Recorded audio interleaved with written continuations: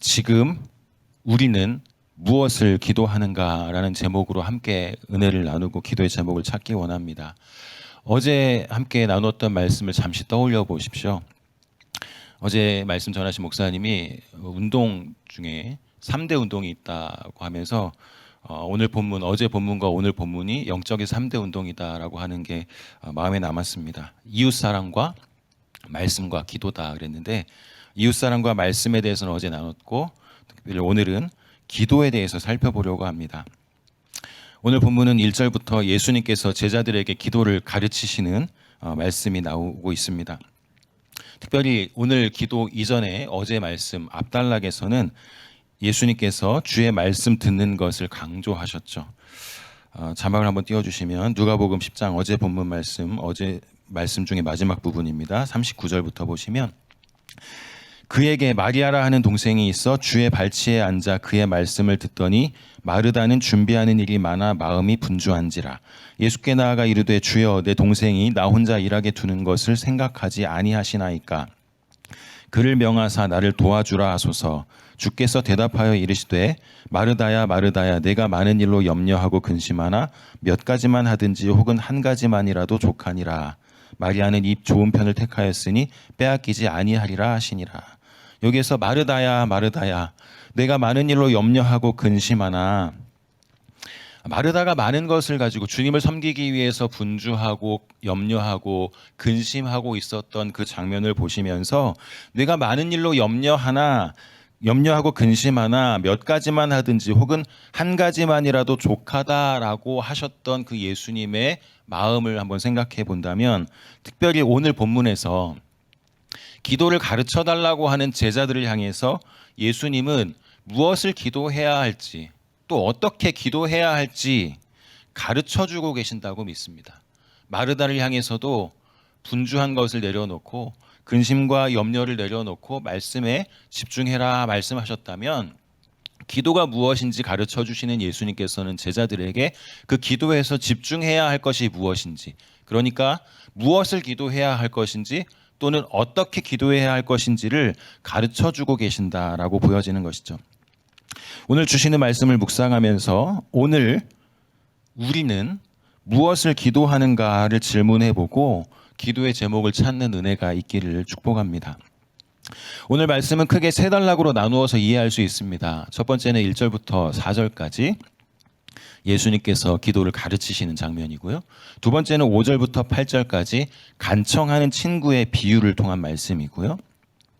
세 번째는 9절부터 마지막 13절까지 기도에 응답하시는 아버지 하나님의 성품이 어떠한가를 말씀해주고 있습니다. 간단하게 그 단락을 좀 살펴보면, 첫 번째 1절부터 4절까지 1절에서 예수께서 한 곳에서 기도하시고 마치심에 이렇게 말씀하고 있죠. 예수님에게 있어서 기도는 전혀 상관없이 가르쳐달라고 할 때, 제자들이 가르쳐달라고 할 때 나와 전혀 상관이 없는데 뭘 가르쳐주지 고민하시는 분이 아니었고, 늘 습관처럼 생활 속에서 기도하시는 분이셨습니다. 한 곳에서 오늘도 기도하시고 그 기도가 마치셨을 때에 예수님께 제자 중에 하나가 요한이 제자들에게 가르쳐준 것처럼, 기도를 가르쳐준 것처럼 우리에게도 가르쳐 주십시오라고 요청을 하죠. 그리고 그 요청에 예수님께서는 기도를 가르쳐 주십니다.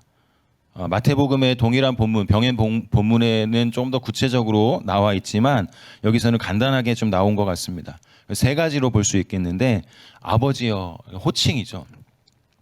누구에게 기도하는가? 아버지께 기도하는 것. 두 번째는 이름이 거룩히 여김을 받으시고 나라가 임하시오며 이렇게 기도하고 있습니다. 세 번째는 일용할 양식을 주시고 우리 죄도 사하여 주시고 시험에 들게 하지 마시옵소서. 저는 오늘 이렇게 세 가지로 한번 나눠보고 싶습니다. 첫 번째, 예수님은 하나님을 아버지로 부르며 기도하라고 하십니다. 이 당시는 지금 우리에게는 너무 익숙한 표현이 하나님을 아버지라고 부르고 기도하는 것이지만, 이 당시에는 아버지라고 부른다는 것은 정말 파격적인 일이었을 것입니다. 자막을 띄워주시면 에베소서 2장을 함께 보겠습니다. 에베소서 2장 13절부터 19절까지 좀 길지만 제가 한번 읽겠습니다. 이제는 전에 멀리 있던 너희가 그리스도 예수 안에서 그리스도의 피로 가까워졌느니라. 그는 우리의 화평이신지라. 둘로 하나를 만드사 원수된 것 곧 중간에 막힌 담을 자기 육체로 하시고 법조문으로 된 계명의 율법을 폐하셨으니 이는 이 둘로 자기 안에서 한 새 사람을 지어 화평하게 하시고 또 십자가로 이 둘을 한 몸으로 하나님과 화목하게 하려 하심이라. 원수된 것을 십자가로 소멸하시고 또 오셔서 먼 데 있는 너희에게 평안을 전하시고 가까운 데 있는 자들에게 평안을 전하셨으니 이는 그로 말미암아 우리 둘이 한 성령 안에서 아버지께 나아감을 얻게 하려 하심이라.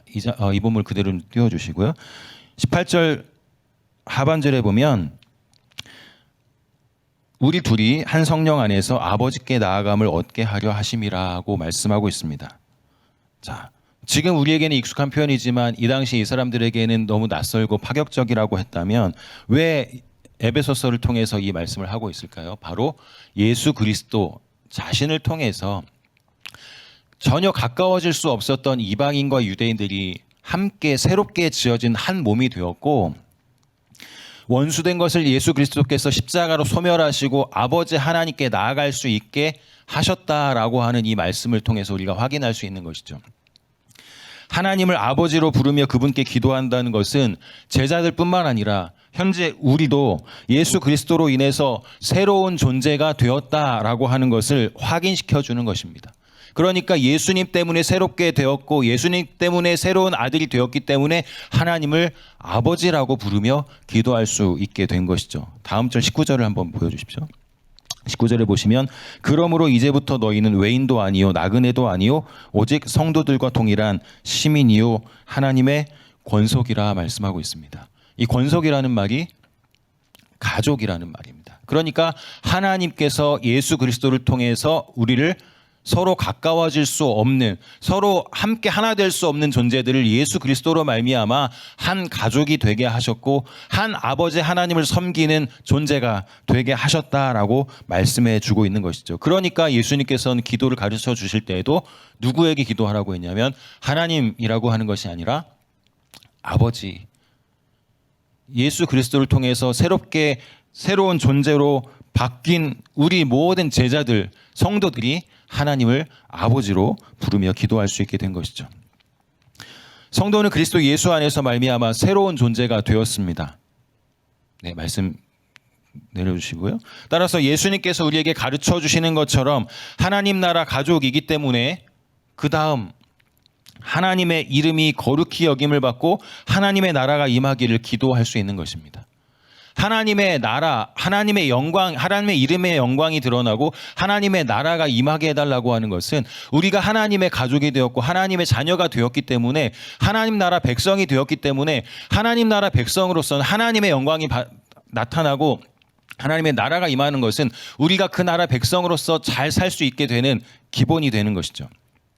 또 하나님의 통치와 다스림 안에서 일용할 양식과 죄 용서와 시험에 들지 않기를 기도해야 하는데 왜 그렇습니까? 하나님 나라 백성으로서 하나님의 통치 안에서 하나님의 그 다스림 안에서 온전히 살아갈 수 있도록 우리를 붙잡아 달라고 하는 기도의 제목이 세 번째, 일용할 양식을 주옵소서, 죄 용서해 주옵소서, 시험에 들지 않게 해 주옵소서라는 것입니다. 우리가 대한민국에 살지만 대한민국에서 일용할 양식을 제대로 먹지 못하고 경제적으로 어려워지고 할 때 어떻습니까? 내가 이 나라를 이렇게 살아야 되는가? 불안하고 떠나고 싶고 어려워지죠. 하나님 나라 백성으로서 하나님께서 일용할 양식을 공급해 주시는 것을 온전히 의지하지 못하고 그것을 통해서 우리가 공급받지 못한다면 우리가 하나님 나라 백성으로서 살기가 어려워지기 때문에 하나님 우리에게 일용할 양식을 주옵소서, 우리의 죄를 용서해 주시고 시험에 들지 않게 해 주옵소서 기도하라고 하는 것입니다. 하나님 백성으로 하나님 나라 백성답게 살 수 있도록 우리를 도와달라고 기도하는 것입니다. 그러나 제자들에게는 현실적으로 염려와 근심이 있을 수밖에 없죠.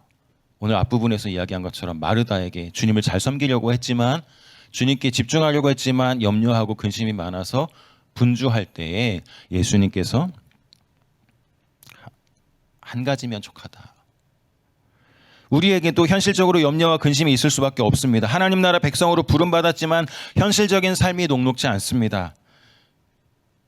기도하라고 했지만 기도에 집중하지 못하고 기도하라고 했지만 그 기도로 깊이 나아가지 못할 때가 많습니다. 그래서 예수님이 이렇게 이어서 말씀하시죠. 오늘 5절부터 8절까지 간청하는 친구의 비유를 통해서 오늘 5절과 6절에 보니까 누가 벗이 있는데 밤중에 그에게 가서 말하기를 벗이여 떡 세 덩이를 내게 구워달라. 내 벗이 여행 중에 내게 왔으나 내가 먹일 것이 없노라 하면, 밤중에 찾아온 친구를 예로 들어서 말씀하고 있습니다. 친구가 예고도 없이 밤중에 찾아와서 떡 세 덩이를 빌려달라고 부탁합니다. 7절에 그가 안에서 대답하여 이르되 나를 괴롭게 하지 말라. 문이 이미 닫혔고 아이들이 나와 함께 침실에 누웠으니 일어나 내게 줄 수가 없노라 하겠느냐. 이렇게 부탁하는 친구를 향해서 문이 닫혔고 아이들이 자고 있으니 떡을 줄 수 없다고 돌려보낼 수 있겠느냐 하는 것이죠. 8절에 내가 너희에게 말하노니 비록 벗됨을 인하여서는 일어나서 주지 아니할지라도 그 간청함을 인하여 일어나 그 요구대로 주리라. 예수님은 친구에게도 줄 수 있지만 친구가 아니라 막무가내로 요구하는 그 태도 때문에라도 떡을 줄 수밖에 없다고 말씀하고 있는 것입니다. 이 비유의 핵심이 무엇일까요? 당시 환대 문화 안에서 친구에게 환대해주지 않는 것은 치욕스러운 일이었을 것입니다. 그러나 오늘 이 간청함이라는 단어가 가진 의미 속에는 막무가내, 모렴치, 무례함 이런 단어들이 좀 포함되어 있을 텐데, 그런 무례함과 막무가내 속에서 성가셔서라도 친구가 아니라, 친구라는 이유가 아니라 성가시기 때문에라도 떡을 줄 수밖에 없지 않겠느냐. 그렇게 할 수 없는 상황에서라도 간절히 간청하는 것을 뿌리칠 수 없지 않겠느냐라고 하는 것을 말씀하고 있는 것이죠. 그리고 마지막 세 번째 9절부터 13절까지 말씀에서는 응답하시는 아버지의 성품, 아버지께 기도하라고 했는데 그 아버지가 어떤 분이신가, 기도에 응답하시는 하나님, 좋은 것을 주시는 아버지의 성품을 소개하고 있는데요. 9절과 10절에서는 하나님께서 백성들에게, 자녀들에게 구하고 찾고 두드리면 받게 하시고 찾아내게 하시고 열릴 것이라고 말씀해 주고 계십니다. 앞서서 간청하는 친구의 비유와 마찬가지로 11절부터 13절에서는 아버지라면 아들이 구하는데 좋은 것을 주지 않겠느냐, 아들이 구하는데 생명을 해하는 것을 주겠느냐, 아들이 구하는데 해 끼치는 것을 주겠느냐, 그렇지 않다, 좋은 것을 준다 하고 말씀하시는 거죠. 13절 말씀에 너희가 악할지라도 좋은 것을 자식에게 줄 줄 알거든 하물며 너희 하늘 아버지께서 구하는 자에게 성령을 주시지 않겠느냐 하시니라. 아무리 나쁜 아버지라도 자녀에게는 좋은 것을 주는 것이 부모다, 부모의 마음이다, 이렇게 말씀하고 있는 것이죠. 우리 주일 설교를 한번 떠올려 보십시오. 기도에 응답하시고 들으시는 이유가 무엇입니까? 우리가 열정적으로 기도하면 하나님 들으십니까? 그게 아니라고 했죠. 우리 기도가 열정적이고 간절하기 때문에 들어주신 것이 아니라 들어주시는 그 근본 이유는 하나님이 능력이 많으시고 사랑이신 하나님이시기 때문이라는 것입니다. 오늘 말씀을 생각해 보면서 여러분은 어떤 기도를 하고 있는가를 한번 질문해 보면 좋겠습니다. 특별히 오늘 말씀을 통해서 지금 우리는, 나가 아니라 우리 공동체, 우리가 함께하는 성도님들 안에 우리는 무슨 기도를 해야 한다고 배우게 되십니까? 예수님은 제자들에게 모든 좋은 것을 주실 수 있는 능력 많으신 아버지를 향해서 기도해라. 하나님의 영광과 나라를 위해 기도해라.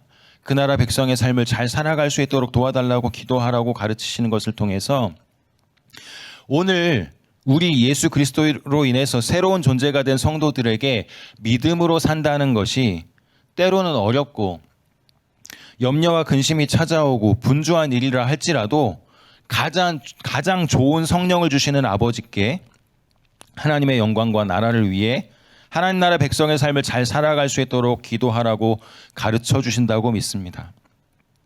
너희 하늘 아버지께서 구하는 자에게 성령을 주시지 않겠느냐라고 말씀하시는데, 그러면 왜 하나님은 우리에게 성령을 주실까요? 에베소서 1장 말씀 한번 띄워주시겠습니까?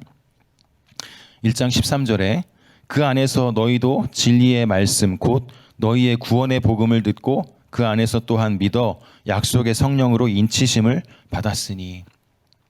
에베소서는 우리에게 복된 구원에 대한 설명을 하면서 하나님, 성부 하나님과 성자 하나님과 성령 하나님의 역할들을 설명해 주고 있는데, 특별히 1장 13절에서는 우리에게 뭐라고 하고 있습니까? 그 안에서 너희도 진리의 말씀 곧 너희의 구원의 복음을 듣고 그 안에서 또한 믿어 약속의 성령으로 인치심을 받았으니. 예수 그리스도로 인하여 새로운 존재, 하나님의 가족이 되었다는 것을 성령께서 보증하신다는 거죠. 확실하다라고 도장 찍어주시는 것이죠. 또 하나님 나라 백성의 삶을 살 능력을 주시기 위해서 성령을 우리에게 주십니다. 자, 누가복음 3장 한번 띄워주십시오. 3장 21절 22절에 예수님도 공생의 사역을 시작하실 때 성령을 받으시는 장면이 나옵니다. 백성이 다 세례를 받을새 예수도 세례를 받으시고 기도하실 때에 하늘이 열리며 성령이 비둘기 같은 형체로 그의 위에 강림하시더니 하늘로부터 소리가 나기를 너는 내 사랑하는 아들이라 내가 너를 기뻐하노라 하시니라. 예수님께서 성령을 받으시는 장면이 기록되어 있습니다. 성령을 받으시고 하나님의 아들이시다라고 하는 것을 확인하시고 또 확증해 주시고 하나님의 사역, 이 공생의 사역, 구원 사역을 감당하십니다. 예수님도 하나님의 이 구원 사역의 목적을 위해서 하나님의 부르심에 순종하였고 하나님의 이 목적을 이루기 위해서 보냄 받으셨습니다. 성령 받으신 이후에 하나님의 사역들을 잘 감당하셨죠. 특별히 누가복음의 말미에 예수님이 성령을 받으시고 보냄 받으신 것처럼 제자들을 향해서도 성도들을 향해서도 너희는 이 모든 일의 증인이라고 합니다. 누가복음 24장 한번 띄워주십시오. 24장 48절과 49절, 이 누가복음 기도에 대해서 쭉 많이 말씀하고 있는 이 말씀의 결론부에서 48절에 너희는 이 모든 일의 증인이라 볼지어다 내가 내 아버지께서 약속하신 것을 너희에게 보내리니 너희는 위로부터 능력으로 입혀질 때까지 이 성에 머물라 하시니라. 예수님의 증인들, 예수님의 제자들을 향해서 성령은 아버지께서 약속하신 것일 뿐만 아니라 위로부터 주시는 능력입니다. 하나님의 백성, 하나님의 가족이 성령을 의지하고 성령의 내주하심 속에 살아가야 하는 것. 그래서 하나님은 가장 좋은 성령을 우리에게 주시는 것이죠. 그러면 예수님께서 아버지께 기도하라. 그 아버지의 나라를 위해, 영광과 나라를 위해 기도하라.